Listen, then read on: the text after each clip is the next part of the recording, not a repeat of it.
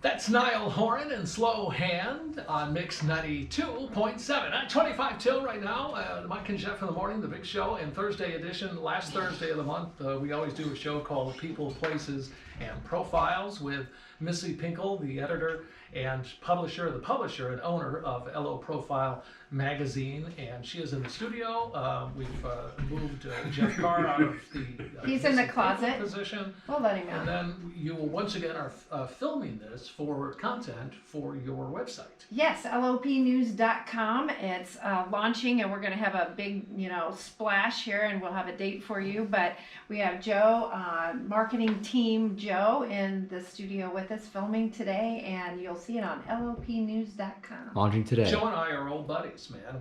He came out and he shot our. We had a little deal that we did together. And he shot us. That's coming out in this next issue. He's been here previously, and then we see him out and about. You are featured in this next issue, entertainment.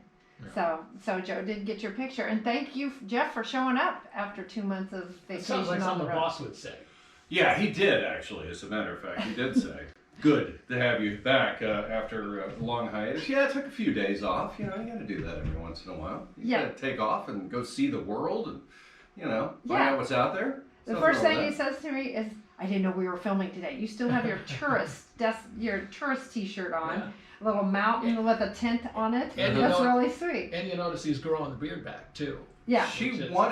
I had the beard for like 2 years. I shaved it off after the mountain man thing. I thought, okay, we're done with this whole beard thing. We did it. And she kept looking at me like I was a stranger in the house, so I had to grow it back. She digs it. She is a fan of the beard. Yeah. And the souvenir T-shirt with the mountain on it with the sunset again, in the background. I didn't know we were going to be on video. No one sells those shirts, I didn't know you were going to give me a hard time about my shirt. I would have worn something a little nicer if I would have known we were getting our picture taken. You can get that on the strip, and we don't have that mountain peak that's right there.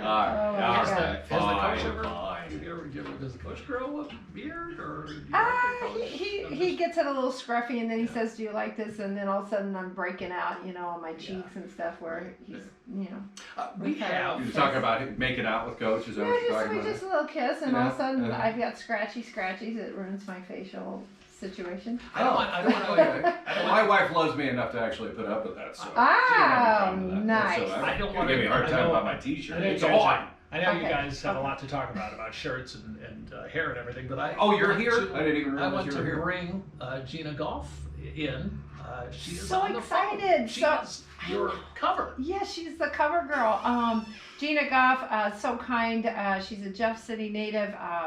Lots of interaction with the lake, and had home here, and she keeps in touch with the Lake of the Ozarks. Hi, Gina. And she's clear out in West Hollywood this morning, 2 hours difference. Welcome to the People, Places, and Profiles show.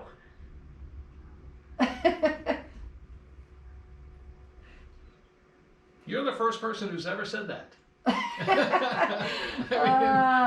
Why would? But that's great. Nice. We are so grateful to have you along too. Yeah.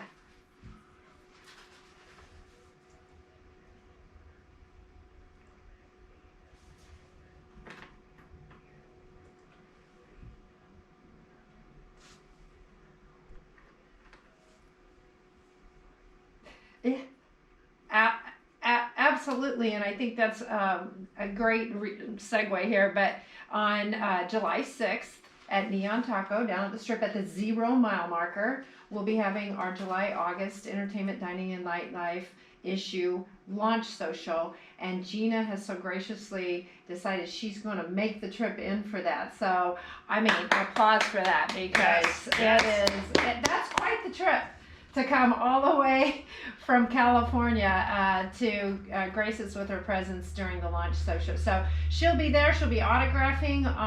You hands-on, one-on-one with her. Pick up your free copies. Well, free food, and you'll get drinks, and you'll be able to experience Neon Taco for the first time. I mean, it's just opened, and so. So anybody that appears on the cover has a direct connection to the Lake of the Ozarks. Absolutely. Correct. Our cover persons are always Lake of the Ozarks, nationally recognized with the Lake of the Ozarks tie.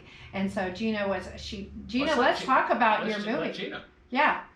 I think it just goes back to, even though I'm a producer in this business, I go back to myself as an audience member, like what do I like to see as an audience member and a movie lover myself, and I love romantic comedies, and I love romantic comedies like When Harry Met Sally and Something's Gotta Give, and those classic kind of old-fashioned, I guess you could call them now romantic comedy movies, but they're great movies. And when I read this script, it reminded me of a Nancy Meyers film, and that's kind of the stuff that I love so much. Even though I've produced other types of movies, I seem to go back to the romantic comedies, and so I love that about this. I love that there weren't enough stories being told about older audiences, so I felt like that was a really good built-in audience for this, even though it is for a broad audience. I love the writing, the dialogue. I saw all the characters, which tells you that it's a really well-written script. Gina, it was so nice of you to come back, and you had your red carpet premiere at the Capitol 8 in Jeff City, and that was my first movie premiere, and I was so excited, and it was great that LO Profile could be there and get your interview and everything for this next issue. But you know, the red carpet was rolled out. Here's our Jeff City girl that's gone good. She's gone Hollywood, and we are so proud of you, and this is such a big accomplishment. I mean, tell about your little history at the lake and growing up, and how you got to where you are now. You know, growing up, I had two different sets of grandparents that I was very close with, and they both had places at the lake. So I was at the Lake of the Ozarks all the time. I mean, that's kind of what we did on the weekends. We went to the lake, and one set of grandparents I had, they had a pontoon boat, and we'd all get on the pontoon and we ride around, and that was really cool. And then my other set of grandparents, at that point, they had a houseboat, so we would spend the night on that. But then they also had a ski boat that they would take me out on, and they would pull me skiing. So I was literally had those little wooden Dick Pope Jr. trainer with a little rope tying them together, learning how to ski when I was, I don't know, probably 5 or 6 years old. That he's an icon. Yeah, he was a big idol for everybody here at the lake, and he's still on everybody's mind because he did do a lot of things. It's so great that you had contact with him because he was a big person for our community. So, and then go on to talk about your career prior to being a movie producer. I think going to college, getting a college degree obviously is a good basis to go on and do anything. Even though it was a degree I really didn't think I was going on to utilize, but I learned a lot about business law. Actually, business management was my minor, so I had quite a few business classes as well.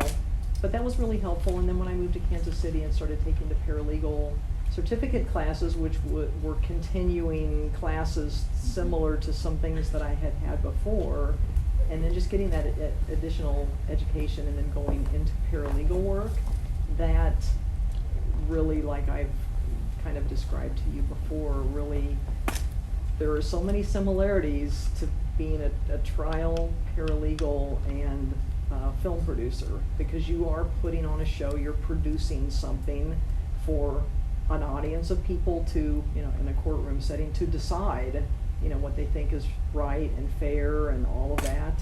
And you need to present it in a certain way to have your best shot at doing the best thing for your client. Seeing the filming that I saw when I first moved to LA in 1992, really piqued my interest in the business, and not really realizing that there was a place for myself, but really what changed everything was that American Film Institute 2-week movie making boot camp class. When I did that and spent the 2 weeks learning all about the business, I understood that there was a place for me and I could do that, and so that was all of a sudden an option for me. I thought it was interesting that one of your favorite television shows when you were younger was T.J. Hooker, and then you went on to have William Shatner in your new movies. I remember the first day of filming of this, we were at a grocery store in Palm Springs called Jensen's Fine Foods.